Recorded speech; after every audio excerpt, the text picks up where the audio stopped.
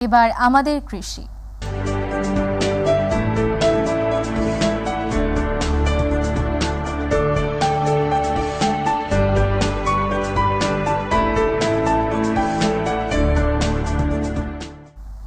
শরীয়তপুর জেলার নড়িয়া উন্নয়ন সমিতির মাধ্যমে আর্থিক ও কারিগরি সহায়তায় সমন্বিত কৃষি ইউনিট পিকেএসএফ এর সহায়তায় ব্রয়লার পেকিং হাঁস পালন প্রদর্শনী খামার তৈরি করে দেয়া গ্রামীণ দরিদ্র পরিবার লাভের মুখ দেখছেন।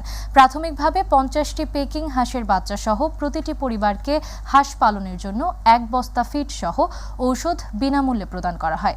মৃত্যুর হার কম হওয়ায় দিন দিন এই হাঁস পালনের আগ্রহ বৃদ্ধি পাচ্ছে। আমরা এই নৌসার উদ্যোগে 50টি হাঁস পেয়েছি, হাঁসের বাচ্চা পেয়েছি। আমরা ফিড দিছে 1 বস্তা, ঔষধ দিছে, টিকা দেয়া আছে।